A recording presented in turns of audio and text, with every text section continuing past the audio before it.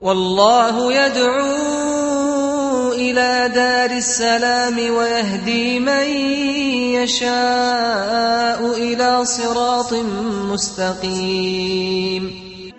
That man was Muhammad, the best of creation. Assalamu alaikum wa rahmatullahi wa barakatuh, and welcome to a new episode of your program, Correct Recitation. This is indeed your chance to learn how to recite the Quran properly and also learn the meaning of what you recite. Once again, I would like to remind you with our phone numbers in the beginning of this live episode. Our area code, that's 00202 38555 248 or 249. You can also contact us via email. Emailing us at email address tajweed@huda.tv. In the beginning of this episode, I would like to welcome all of you and also our guests here at the studio. Assalamu alaikum wa rahmatullahi wa barakatuh. We'll begin this segment with learning the meaning of a few verses by the end of Surah Al-Kahf. We're approaching the end of this great surah. Then hopefully, inshallah, afterward, we'll begin with Surah Yasin and similar beautiful surahs, inshallah. It is still the story of Dhul Qarnayn. I would recite segment by segment, then elaborate on the meaning of these verses, inshallah. أعوذ بالله من الشيطان الرجيم ويسألونك عن ذي القرنين قل سأتلو عليكم منه ذكرا إنا مكنا له في الأرض وآتيناه من كل شيء سببا فأتبع سببا. At that, let's learn the meaning of the three verses. Allah the Almighty says, وَيَسْأَلُونَكَ, they are asking you, O Muhammad sallallahu alaihi wasallam. Do you remember who's asking Prophet Muhammad about Dhul Qarnayn? Quraysh. The Meccans, right? Yes. Who inspired them? I mean, the Meccans have no clue whatsoever about Dhul Qarnayn, Gog and Magog, and whatever. So, who inspired them? The Jews. The Jewish rabbis in Al-Madinah inspired the Meccans to test Muhammad. If he was a true prophet, he would give the right answer. Because this is the knowledge of the unseen. This is something happened in ancient nations. Way before Muhammad was born. Not too many people know about it, only the scholars. The scholars of the people of the scripture. So they are asking you, O Muhammad about Dhul Qarnayn. Say, I shall recite to you something of his story. And we should not exceed the limit. Whatever will be mentioned in this narration of Surah Al-Kahf. Also, in the Sound Hadith, we'll limit our understanding to that. We would not follow the Israelites and the weak narrations and the fabricated ones, because we have already an enough sound text to follow. So what is the story of Dhul Qarnayn as it is stated in this beautiful surah? Allah the Almighty begins by saying that إِنَّا مَكَّنَّا لَهُ فِي الْأَرْضِ وَآتَيْنَاهُ مِنْ كُلِّ شَيْءٍ سَبَبًا. Indeed, we establish him in the earth and we give him the means of everything. What do you mean? The means of the leadership, of domain, of kingdom, to rule the east and the west, and that's why he was called Dhul Qarnayn, the two horns, pointing one towards the east and one towards the west. Well, it is very interesting, it is so beautiful to have the means, but guess what? Some people do have the means, but they do not know how to utilize them. And others are able to utilize the means, but they're deprived from such means. So, Dhul Qarnayn, Allah the Almighty praised him in the Quran and said, وَآتَيْنَاهُ مِنْ كُلِّ شَيْءٍ سَبَبًا. So He established him in the earth, and He provided him with the means of such establishment. Those means, the Quran did not talk about them. So we should not start to guess, give wild or educational guesses or scientific fictions that he had a flying rug or phantom or F-16 or whatever. We don't know. We would limit ourselves to what Allah the Almighty says. وَآتَيْنَاهُ مِنْ كُلِّ شَيْءٍ سَبَبًا. whatever you can imagine, Allah the Almighty provided him with in order to rule over the entire globe. As we will see how he managed to do that. The Quran will tell us that he traveled through the earth, once to the west, and once again to the east, then to the north. So he had the power of traveling without aircrafts, without airborne. He had the power of reaching to the other end of the world in no time. Allah the Almighty enabled him and powered him with such means. فَأَتْبَعَ سَبَبًا. You will find the literal meaning of فَأَتْبَعَ سَبَبًا, verse number 85. Then, so he followed the way. He traveled through the earth, utilizing those means which Allah the Almighty provided him with. So, he ended up the first station. The Quran, in this story, Allah the Almighty will tell us about 3 stops, which will concern us most, to know, to have a glimpse of the reality of Dhul Qarnayn. What did he used to do? Who was he? The first stop was at the east, the eastern side of the world. حتى إذا بلغ مغرب الشمس, at the place where the sun sets. Not the actual setting of the sun, but where it sits in our world. وجدها تغرب في عين حمئة. If you remember the word حمئة, there is a similar word where Allah subhanahu wa ta'ala exactly informed us where he created Adam from. From what? من صلصال من حمأ مسنون. Dried mud, clay. So it is dark and muddy. I want you to imagine with me, before we go into the meaning of this verse, that if you ever went to the shore at sunset once, the beach, the ocean drive, or the seas, what do you see? When the sun is setting, you think that the sun is sitting in the middle of the water, right? Yes. There is another thing. When the sun reflects its light and sunlight against the water turns dark. Yeah. It appears as black. So that is the meaning of hami'atin. So it could mean hot, from hami'ah, or it could mean from min salsalin min hama'in masnoon, muddy, dark area.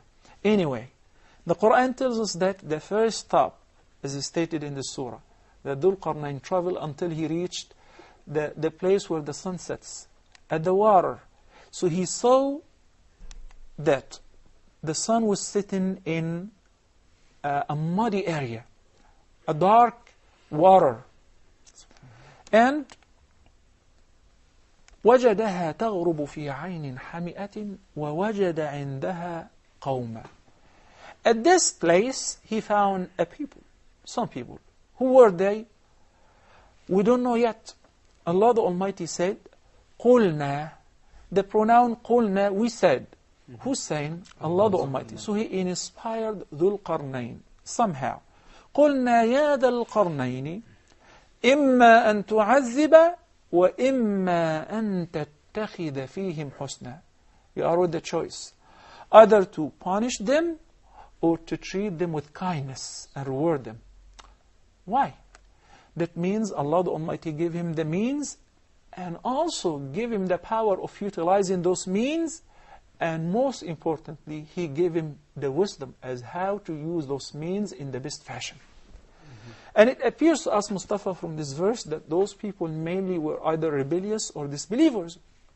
Or why would Allah the Almighty order Dhul Qarnayn or give him the choice to punish the believers or the righteous ones? So until he reached the sitting place of the sun, he found it sitting in a spring of black, muddy or hot water.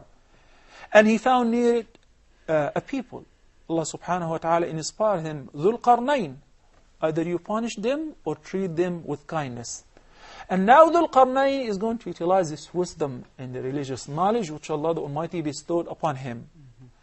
And this is how Allah praised them in the Quran. He said, قَالَ أَمَّا مَنْ ظَلَمَ فَسَوْفَ نُعَذِّبُهُ ثُمَّ يُرَدُّ إِلَىٰ رَبِّهِ فَيُعَذِّبُهُ عَذَابًا نُكْرًا.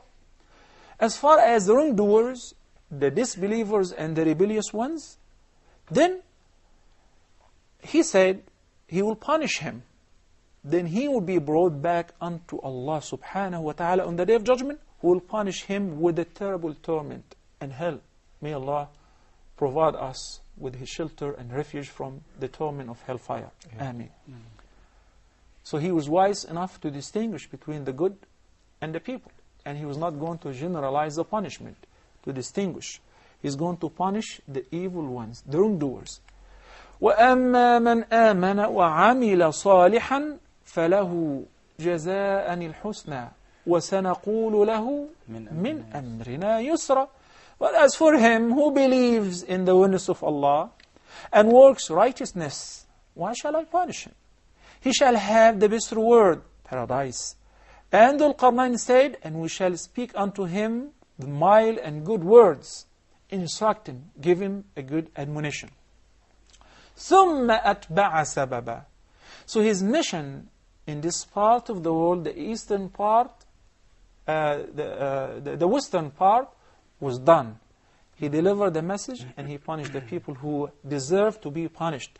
Then he followed another way. He traveled to the other side of the world. The Quran says, حَتَّى إِذَا بَلَغَ مَطْلِعَ الشَّمْسِ وَجَدَهَا تَطْلُعُ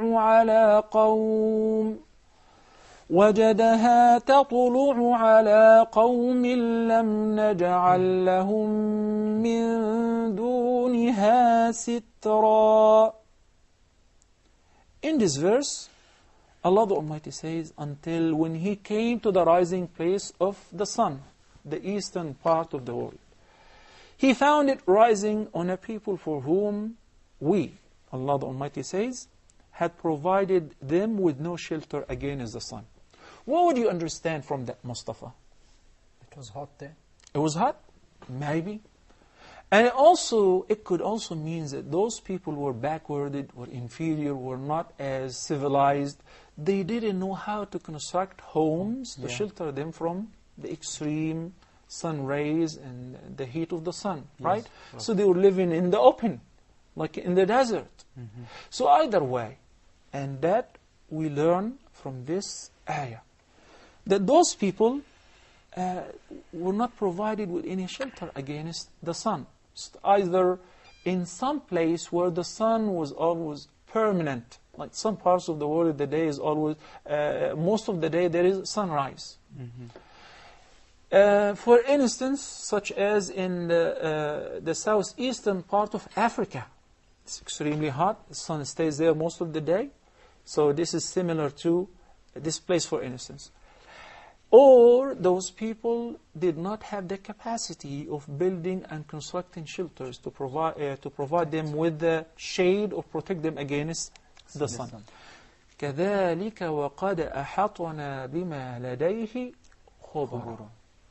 Allah the Almighty tells us whatever Dhul-Qarnayn was doing, whether when he traveled to the western part or to the eastern part, or inshallah later on when we continue in the next episode when he traveled up north, that we were aware with his movements, with his actions. So it was, and we knew all about him. About whom? About Dhul-Qarnayn. So this person, Allah the Almighty praised him in the Quran. He was provided with the means of power, and he was provided with knowledge and wisdom, and he utilized whatever Allah subhanahu wa ta'ala provided him with in order to establish justice and the truth in this world. Insha'Allah Azza Jal. Sheikh, excuse me. Go ahead. The message I got from the first story, that he used his means to perform the justice in this True. community. And True. But I always get confused when it comes to the next story. I don't know what is the message yani Allah wants us to deliver us in this. This is a very good one. In this story, as I said, Allah the Almighty is giving us scenes, take a glimpse at some parts of His journey without going into details. And remember one thing, the main reason behind the quotation of this story in the Quran was what? To answer the question of the Jews, and to verify the prophethood of Muhammad sallallahu alaihi wasallam. Similar to if you find a watch, then this watch is a very expensive one. You find a Movado or a Rolex watch, and it's worth thousands. If you say, I found a Rolex watch, you'll find many people claiming the watch is theirs, right? But you say, I found a watch. Somebody popped up and said, it's mine. Say, can you describe it? So when he starts saying that it is Rolex, and it's diamond, and 1, 2, 3, 4, so he gave you most of the traits of the oil. You say, enough, this watch is yours. Right? Yeah, yeah. So when Allah subhanahu wa ta'ala gives us a glimpse with the, something happened thousands of years before Muhammad sallallahu alayhi wa sallam, that he tells them that he traveled to the west, then he traveled to the east, then he traveled to Bayn al-Saddaini, as we will get to continue inshallah in the next episode, that gives a confirmation to those who have knowledge of this story that this man is not a sorcerer. He's neither a sorcerer nor a fortune teller or a soothsayer. He is a true prophet. Brothers and sisters, we'll leave it right there to be continued, inshallah, with the third stop and the most important stop of Dhul Qarnayn in the next episode. But inshallah, we'll take a short break and return back very soon, so please stay tuned. Recite it every day and do read it loud.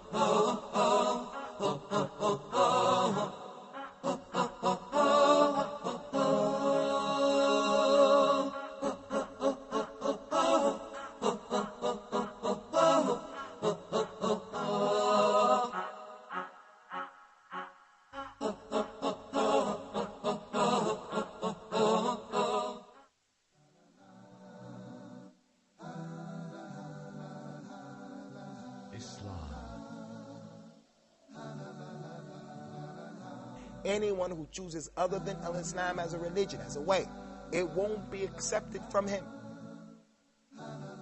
This Quran has to be understood by the way the companions of Rasulullah understood the Quran. We disconnect ourselves from the actions of certain Muslims who oppress people and kill people unjustly.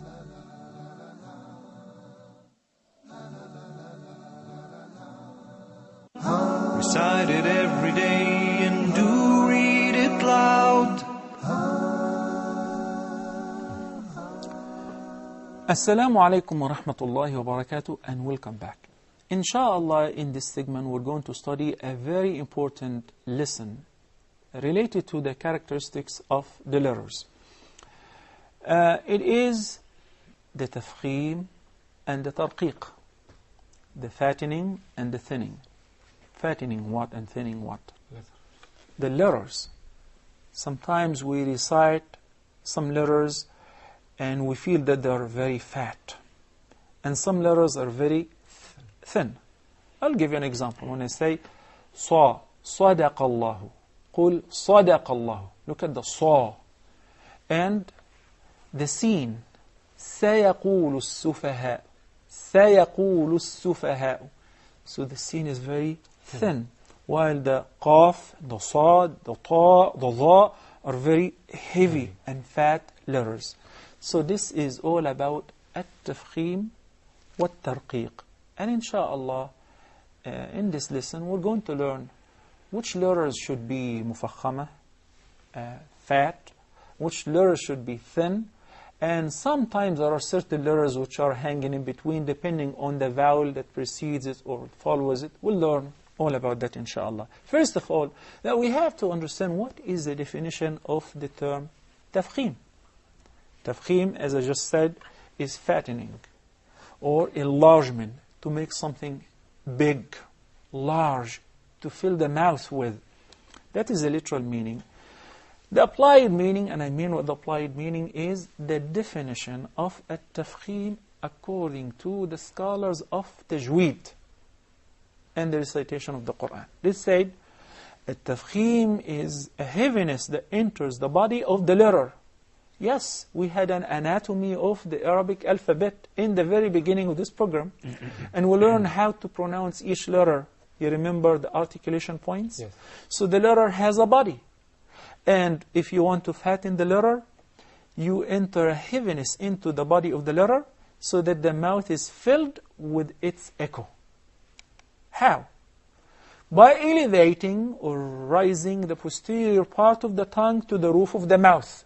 And that would give you a greater space between the mouth and the lower part, between the tongue and the lower part of the mouth. And focusing the pressure of the letter to the roof of the mouth. This is a technique or the mechanism of fattening the letter or entering some heaviness in the letter. Once we start to practice, we'll find it very easy to understand the applied meaning of tafkhim versus tarqiq. But the meanings are very important in the beginning, especially for those who are recording and writing right after us right now. What about the linguistic meaning of tarqiq? Tarqiq is thinness, or thinning the letter. Its applied meaning, it is a thinness that enters the body of the letter so that the mouth is not filled with its echo. Look at S versus As.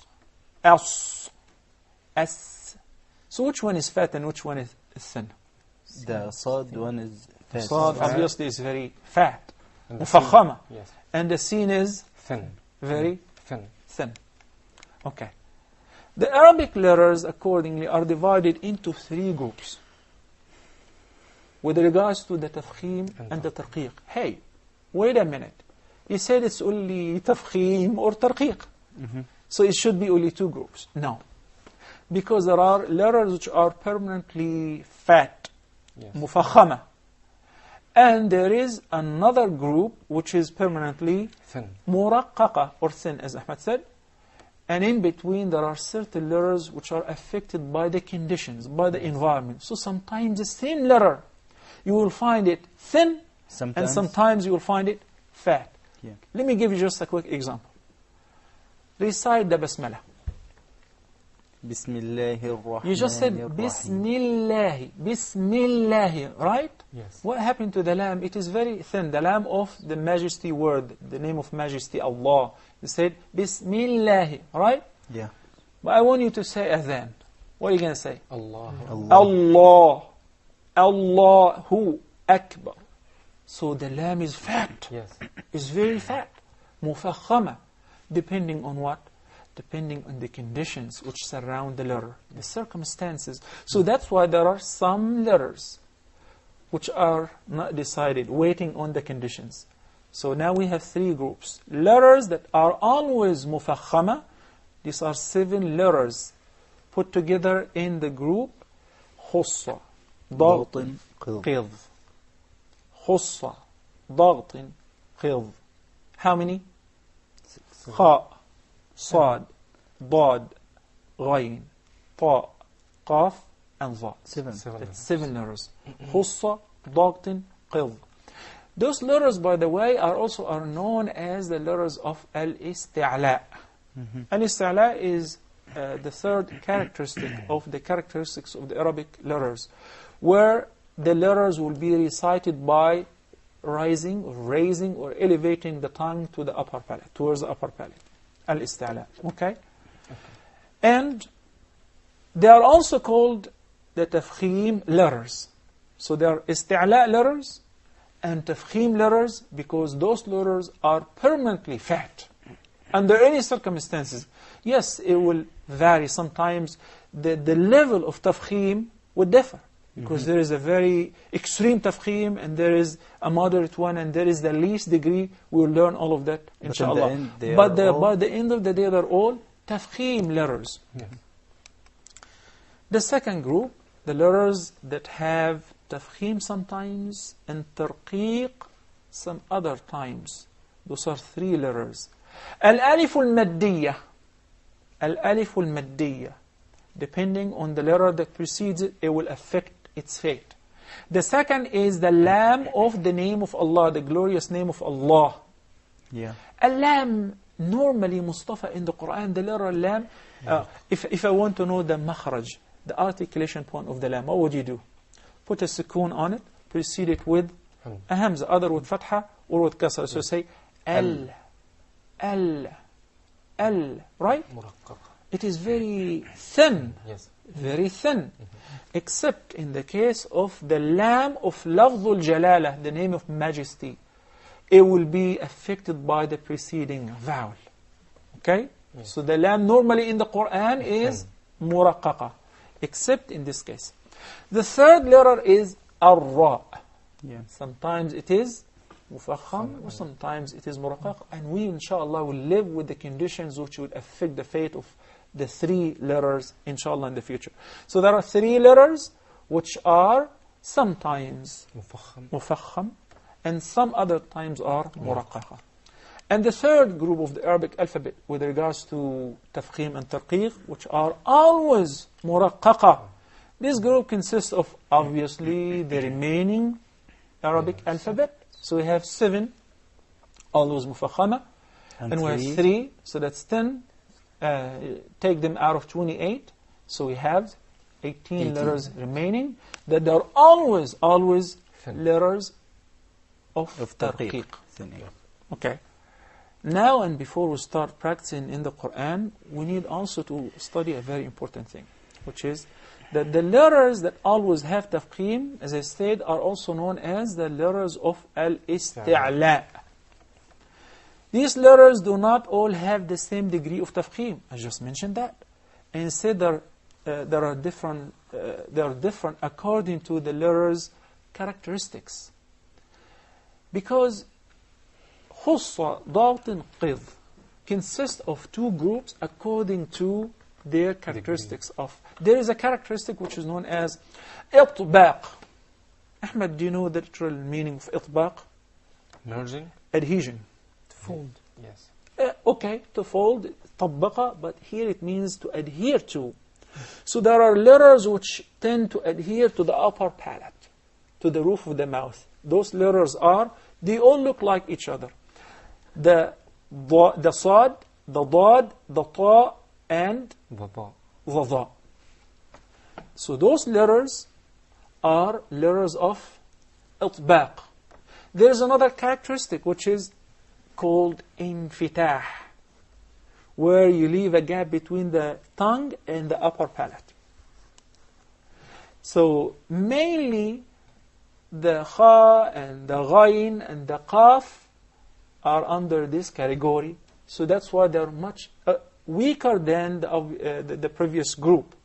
So the letters of itbaq have more tafkhim than the letters of infitah.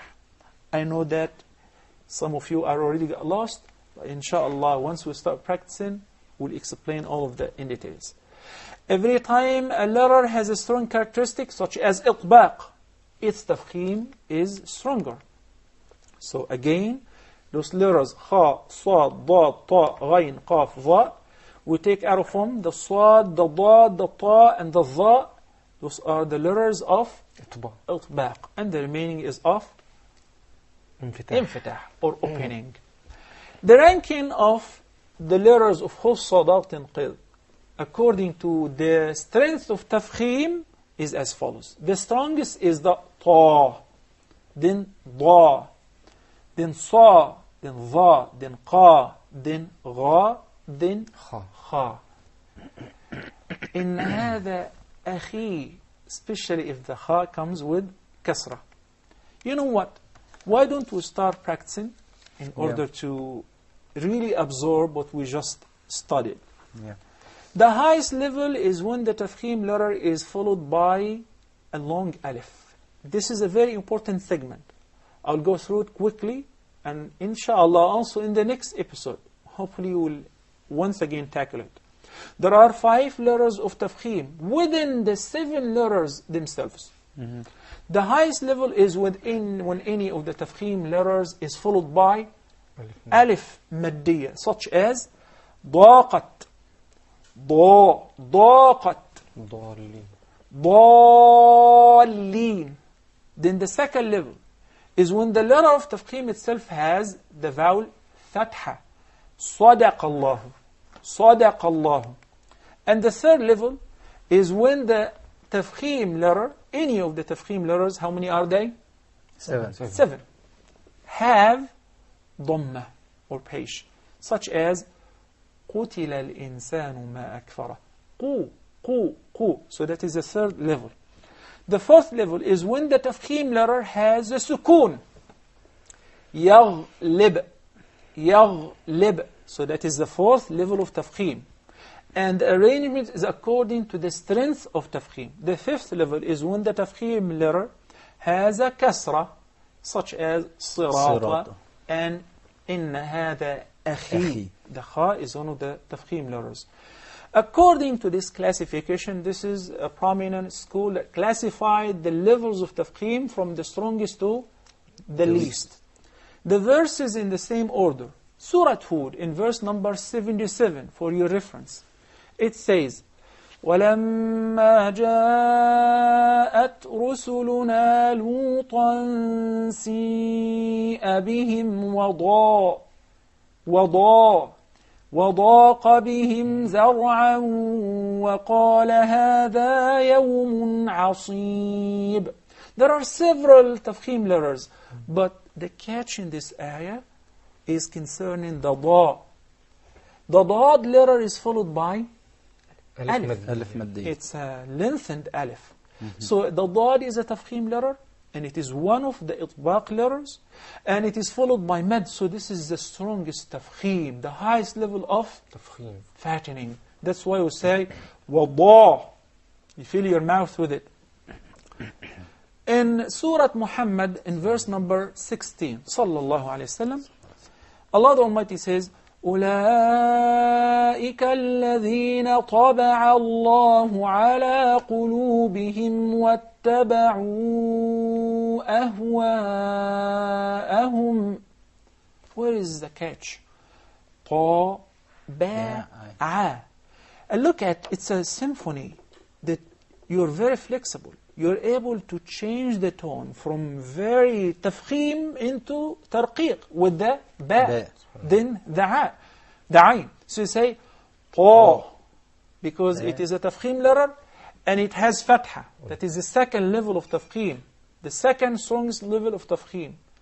Then the ba is a thin letter and the ayn similarly. So you say ta ba a. So it's a fatal mistake to say ta ba a. Yes. What happened to the ba? You messed it up because of the neighboring ta, which is a letter of tafkhim.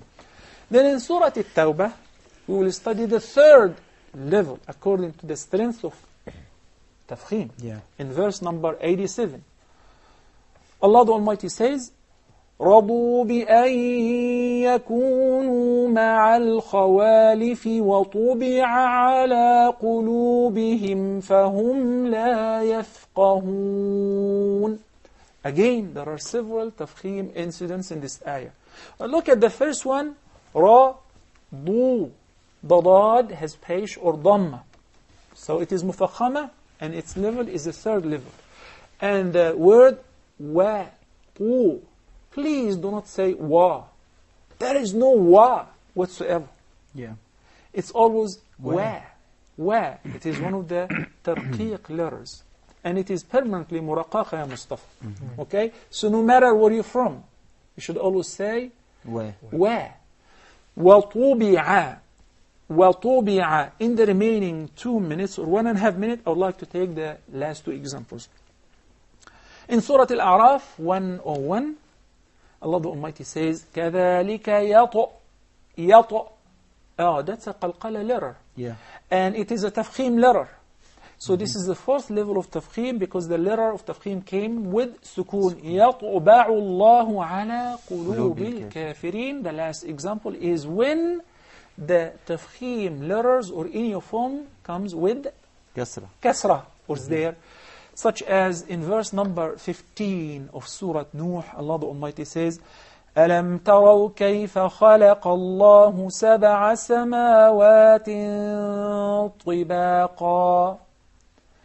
And inshallah, in the next episode, we will study the relationship between the tanween in the following letter. What happened to the gunna? It will be affected also with regards to tafkhim and tarqiq according to the following letter. With this, we finish this segment. And inshallah, after the short break, we'll be ready to practice reciting in Surah Al-Kahf. Please stay tuned. Wassalamu alaikum wa rahmatullahi wa barakatuh. Recite it every day and do read it loud.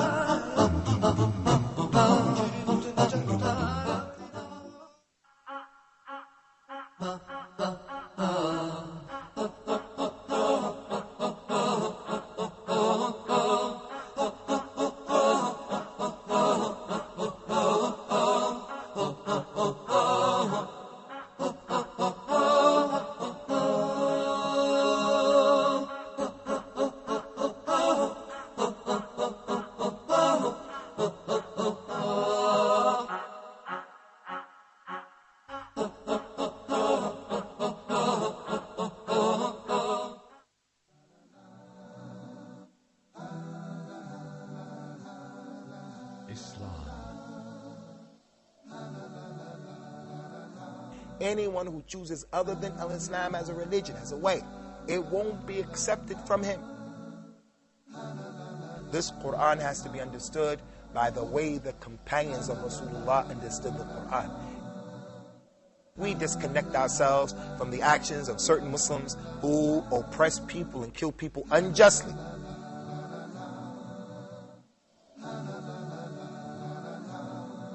Recite it every day and do read it loud. Assalamu alaikum wa rahmatullahi wa barakatuh, and welcome back. It happens that Shindi is the one who's sitting to my right hand side. So it is the sunnah to begin with the right hand side. Inshallah, we'll start practicing. Go ahead and begin with verse number 83, the beginning of the story of Dhul Qarnayn. Yeah.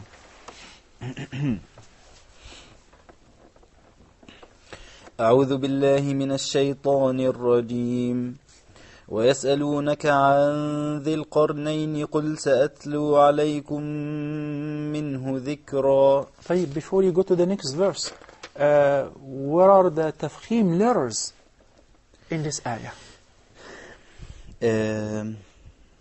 قل سأتلو. What about Dhul Qarnayn? Yeah, and ذو القرنين. At least we have the qaf in Al-Qarnayn, which is, it has the second level of tafkhim, because it is tafkhim letter, Yeah. isti'ala letter, and it is infitah letter, but it has a fatha. So it is the second level according to the strength of tafkhim. So it is Dhil Qarnayn. And قل the Third, because it has ضم. dhamma. Excellent. Okay, continue. إنا مكنا له في الأرض وآتيناه من كل شيء سببا. Beautiful. Okay, tell me, is there any tafkhim letters here? The ضاد Yeah. in the في الأرض, and it's the last Exactly, because it has كسر. kasra. But still, we didn't say wal fil ardi. As Yeah. some gravely make that mistake and say fil ardi. Then it became totally different word, and it carries a different meaning.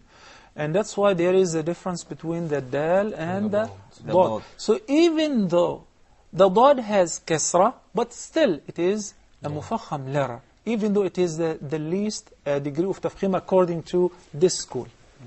Okay. فأتبع سببا حتى إذا بلغ مغرب Remember we said الشمس. al-mad al-munfasil, Yes. 4.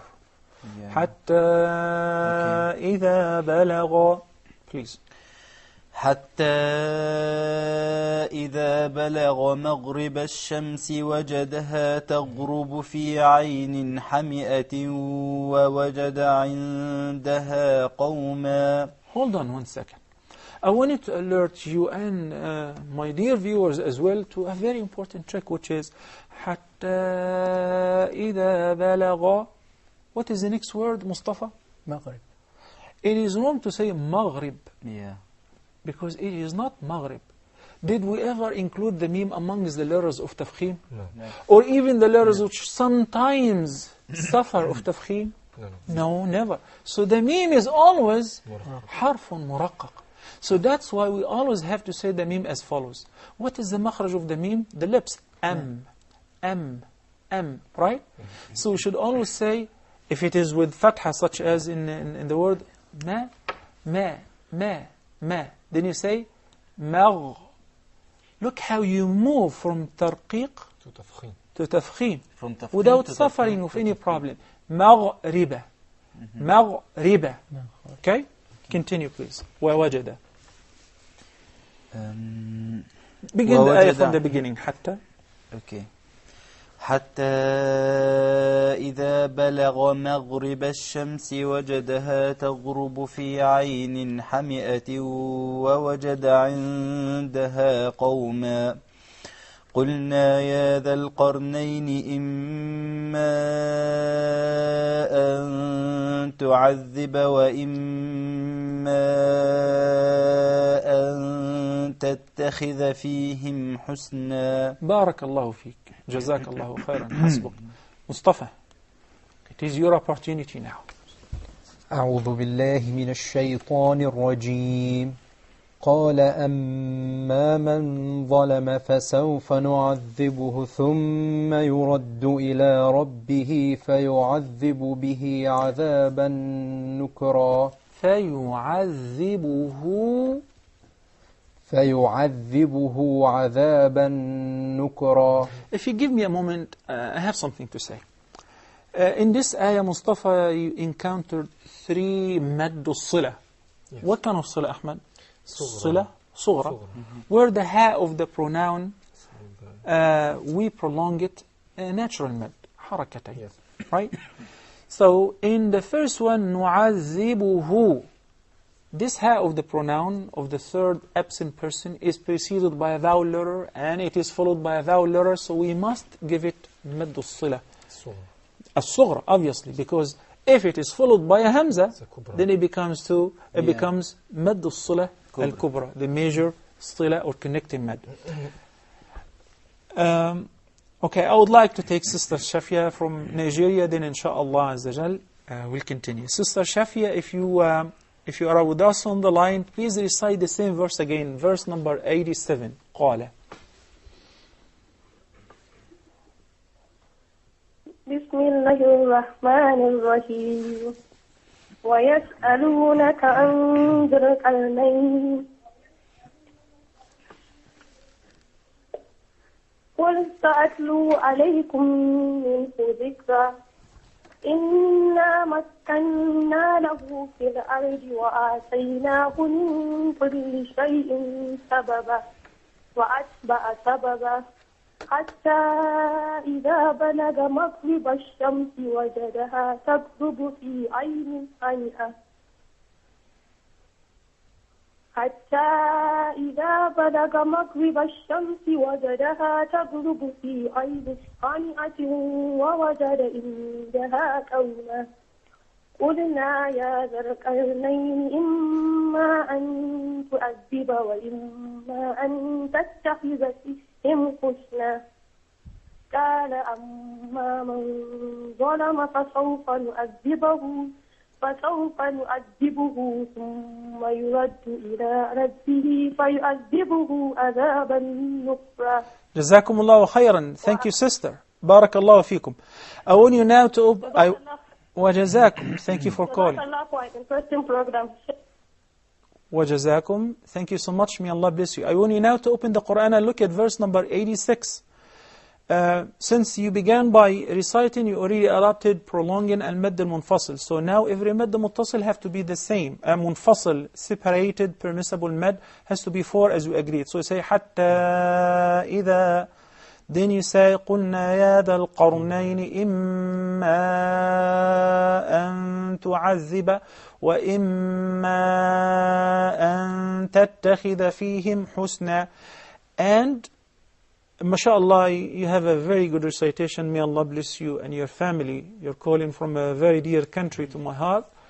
The tafkhim letters. Inshallah, this episode will be downloaded to several websites.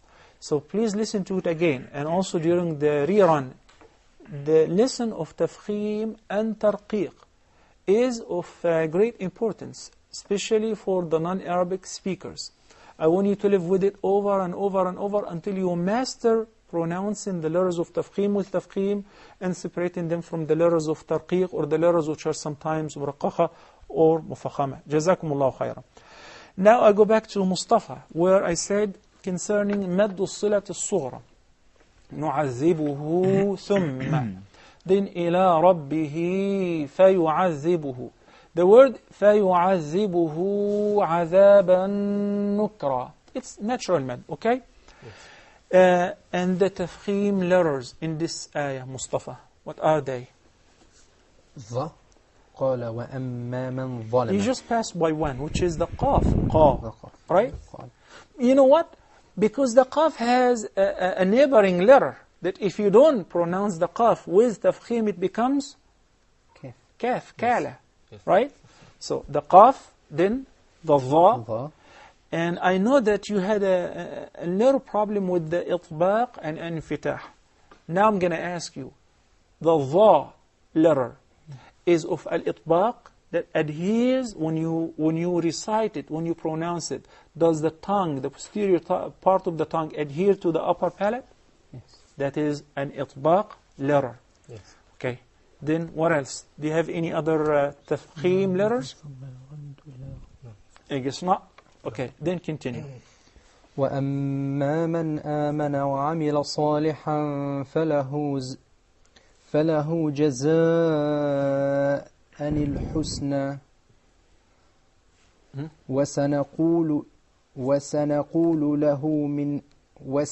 وسنقول له من أمرنا يسرا ثم أتبع سببا حتى إذا بلغ مطلع الشمس وجدها تطلع على قوم لم نجعل لهم من دونها سترا. Okay, Mustafa, I want you to walk with me again through certain stops. When I say حتى إذا بلغ, what is the next letter? Mim. Mim. And the mim is permanently a thin letter, right? Yes. But it is followed by a letter of tafkhim. Yes. So it's easy to slip into the tafkhim and say, instead of ma, you say ma. I didn't hear somebody saying mama, right? So it is ma, mata, mata. And train yourself to change from tarqiq to tafkhim, then to tarqiq, with no problem whatsoever. That is the meaning of giving each letter حقه ومستحقه. It's rights and characteristics. Yes. So you say حتى إذا بلغ مطلع مطلع مطلع. And we agreed before that the qalqala letters, qutub, jadd, the qalqala, I personally go to the school which believe that the qalqala tends to go towards the fatha, not the kasra or the following, the previous letter. So you would say مطلع الشمس. Okay? Then, again, وجدها. وجدها what? What is the following letter? تطلع. It is ta. Imagine we say تطلع. What is the difference between the ta and the ta then? You just pronounce two ta's. One with the fatha and one with the sukoon. And in the sukoon you made it seem like it is fatha, so we have two ta's. Rather, the first letter is just a ta. And a ta is a permanent muraqqaq letter. So you should say وجدها تطلع. Look at the changes that happen in your mouth cavity when you said تطلع. Okay? وجدها تطلع على قوم لم نجعل لهم من دونها. And Mustafa, من دونها, because there is إخفاء there. Ahmed, okay, in the last couple of minutes, please recite the following verses. كذلك وقد أحطنا بما لديه خبرا. It seems like I heard the ba has a paish or dhamma. I want you to repeat the ayah again. كذلك وقد أحطنا بما لديه خبرا. Excellent. ثم أتبع سببا. The ta, yes, it's a hamster letter, but yes. not to the point that you shake it like a qalqala. So it is not atba'a, it is atba'a. ثم أتبع سببا حتى إذا بلغ بين السدين وجد من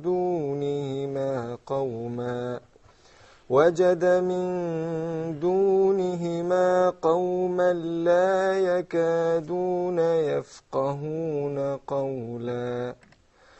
قالوا يا ذا القرنين إن يأجوج ومأجوج مفسدون في الأرض فهل نجعل لك خرجا على أن تجعل بيننا وبينهم سدا. حسبك. Since we ran out of time, inshallah Azza wa Jal, we'll continue in the next episode. We ask Allah subhanahu wa ta'ala to reunite all of us once again. أقول قولي هذا وأستغفر الله لي ولكم. And I ask Allah the Almighty by the end of this program to bless us all, those who are sitting here and those who are watching us from home, to teach us what we don't know and to help us to act according to what we have learned. وصلى الله على سيدنا محمد وعلى آله وصحبه وسلم. والسلام عليكم ورحمة الله وبركاته.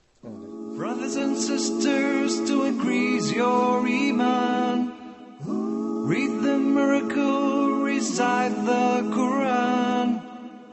Recite it every day and do read it loud. The verses of Quran are all Muslims' pride.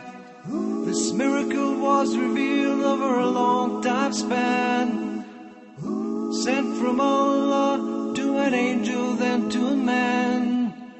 That man was Muhammad, the best of creation. We were chosen to be part of his nation. He gave us a message, and that was Islam. So read this miracle, recite the Quran.